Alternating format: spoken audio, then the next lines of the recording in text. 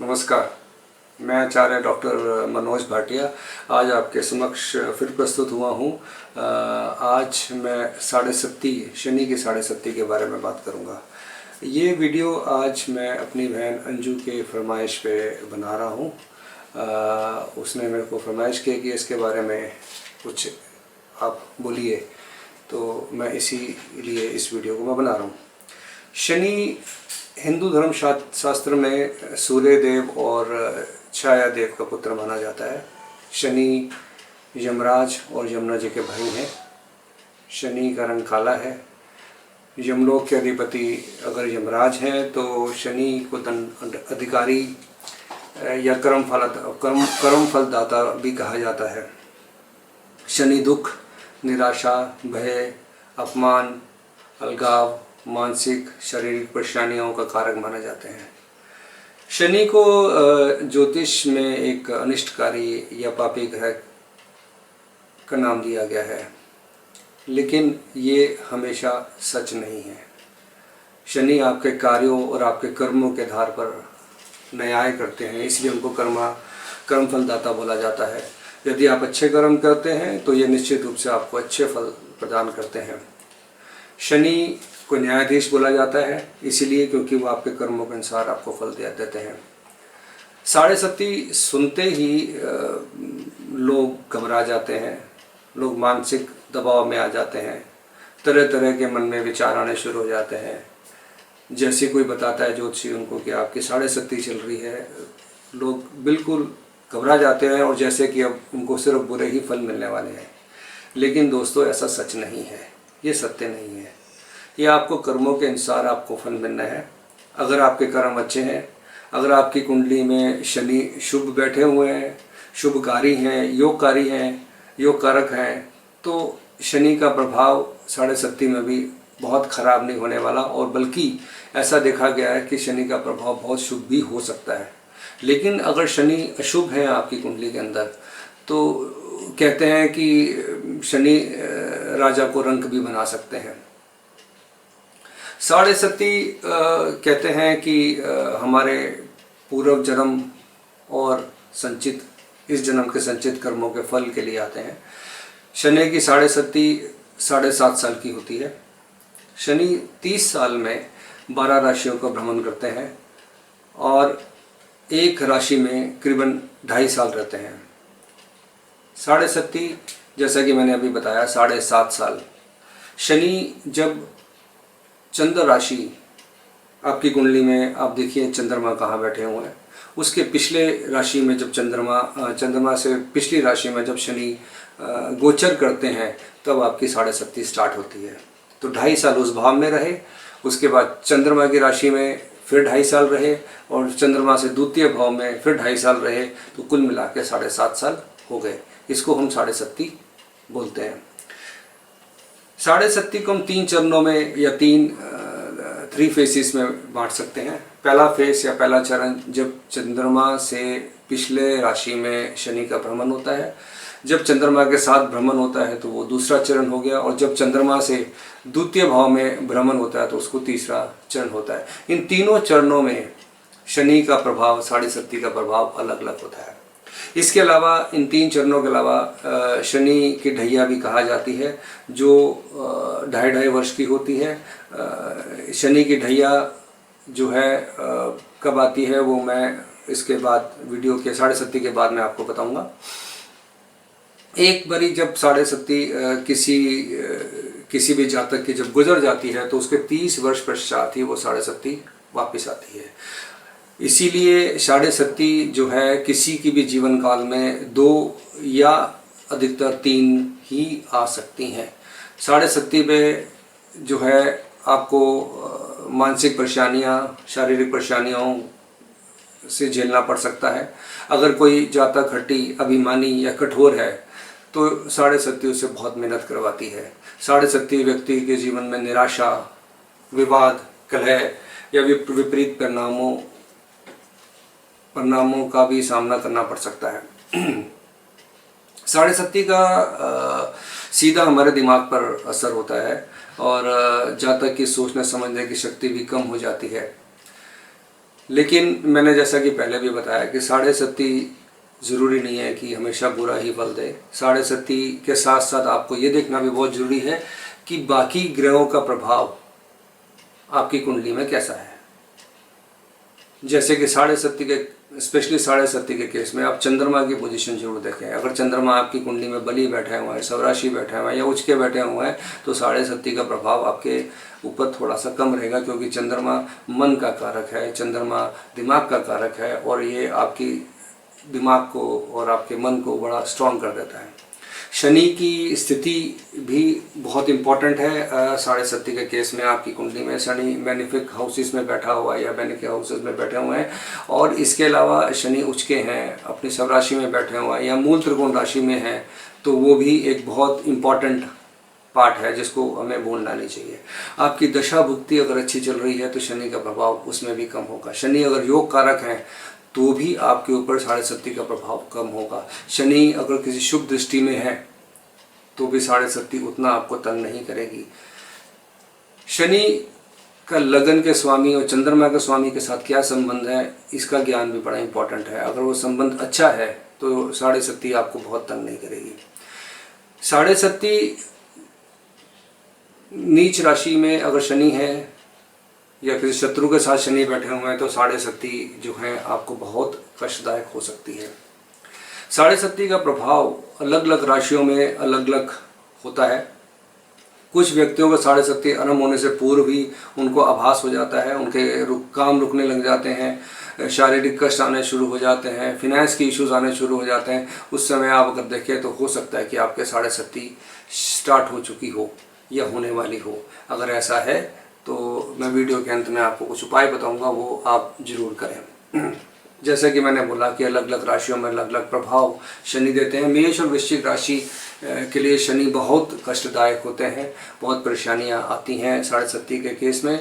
वृश्चिक और तुला जिस राशि के लिए जहां शनि एक योग कारक ग्रह है, बहुत ज़्यादा परेशानियां नहीं आती, परेशानियां बहुत कम आती हैं साढ़े सत्ती जब आती है। तो मिथुन और कन्या में भी कम परेशानियां आती हैं, लेकिन जब सिंह और कर्क लगन की बात होती है तो साढ़े सत्ती बहुत परेशानियां देके जाती है। मकर और कुंभ लगन में कम परेशानियां होती हैं, धनु और मीन में भी कम परेशानियां होती हैं। पहले 2.5 साल यानी कि पहले चरण की साढ़े सत्ती की जब हम बात करते हैं तो मानसिक परेशानियां ज़्यादा आती हैं, शारीरिक परेशानियां भी ज़्यादा आती हैं, लेकिन दूसरे हिस्से में आपको आर्थिक परेशानियां, आदमी जहाँ तक कॉन्फिडेंस लो फील करेगा और उसकी वाइफ के साथ यानी कि अपने स्पाउस के साथ भी रिलेशंस खराब हो सकते हैं। शनि के साढ़े सत्ती के तीसरे चरण यानी कि आखिरी हिस्से में शनि महाराज जो भी आपके कारण नुकसान हुआ है, जो भी पहले 2 चरणों के में नुकसान हुआ है, उसकी कुछ भरपाई करते हैं और कंपैरेटिवली तीसरे चरण उतना कष्टकारी नहीं होता। अब मैं बात करता हूँ पहले चरण की। पहले चरण में जब शनि गोचर करते हैं तो ये ज़्यादा आपके यानी कि जिसकी भी साढ़े सत्ती स्टार्ट हो रही है उस जातक के पेरेंट्स, उसके नज़दीकी रिश्तेदारों, ग्रैंड पेरेंट्स के लिए ज़्यादा परेशानियां लेके आते हैं। पहला चरण जातक के पिता के लिए भी काफ़ी कष्टकारी होता है और पिता का अगर बिजनेस है तो वो बिजनेस में भी हिट करते हैं। साढ़े सत्ती के पहले चरण में शनि 12वें हाउस यानी कि चंद्रमा से 12वें यानी कि पिछली राशि में जब होते हैं तो वहाँ से वो दूसरे, छठे और 9वें हाउस को देखते हैं, जो कि फिनेंस और भाग्य के जो घर हैं उनको अफेक्ट करते हैं। इसलिए फिनेंशियल लॉस हो सकता है, हिडन एनिमी से प्रॉब्लम आ सकती है, बिना बात की ट्रैवलिंग बढ़ सकती है, डिस्प्यूट हो सकता है, हेल्थ इश्यूज भी आ सकते हैं और जातक कर्ज में डूब सकता है।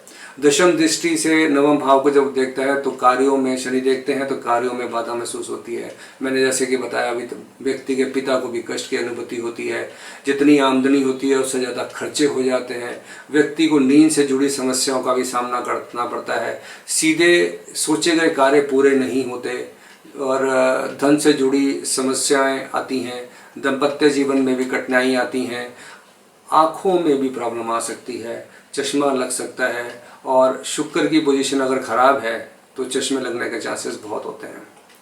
शनि की दूसरी चरण की जब हम बात करते हैं तो ये फेस बहुत डिफ़िकल्ट फेस माना जाता है। 7.5 का सबसे ख़राब फेस माना जाता है। इसमें डोमेस्टिक फ्रंट और बिजनेस फ्रंट दोनों पे नुकसान होता है या कष्ट आते हैं। शनि क्योंकि जब आपके चंद्रमा के साथ बैठते हैं तो एक विष योग बनाते हैं। चंद्रमा और शनि जब साथ बैठते हैं तो एक विष योग बनाते हैं जो कि मानसिक परेशानियों का कारक है। शनि यहाँ से तीसरे, 7वें और 10वें भाव को देखते हैं, जिससे भाई बहनों में संबंध, रिलेशन खराब होते हैं। आपके नज़दीकियों से रिलेशन खराब हो सकते हैं, हेल्थ प्रॉब्लम आ सकती है, वेल्थ का नुकसान हो सकता है, क्योंकि यहाँ से वो 10वें भाव को भी देख रहे हैं तो कैरियर संबंधित परेशानियाँ आ सकती हैं। जर्नी दूर हो सकती है, आप फैमिली से दूर हो सकते हो, अपने ब्रदर सिस्टर से दूर हो सकते हो, फैमिली लाइफ में और बिजनेस मैटर्स में ऑब्स्टिकल्स आ सकती हैं, आपके रिलेशंस ख़राब हो सकते हैं, स्पेशली अपने स्पाउस के साथ, क्योंकि वहाँ से शनि 7वें भाव को भी देख रहा है तो आपके स्पाउस के साथ भी रिलेशंस ख़राब हो सकते हैं। तो पारिवारिक और व्यवसायिक जीवन दोनों में परेशानियाँ का कारण बनते हैं जब शनि की दूसरी ढैया स्टार्ट होती है, 7.5 की दूसरा चरण जब कि स्टार्ट होता है। इसमें आर्थिक तंगी, स्वास्थ्य में गिरावट, जैसे मैंने बताया, परिवार में भी विभाजन, दोस्तों से भी अनबन हो सकती है, अनावश्यक खर्चे वृद्धि हो जाती है, मान हानि और आत्मसम्मान और आत्मविश्वास में भी कमी होती है।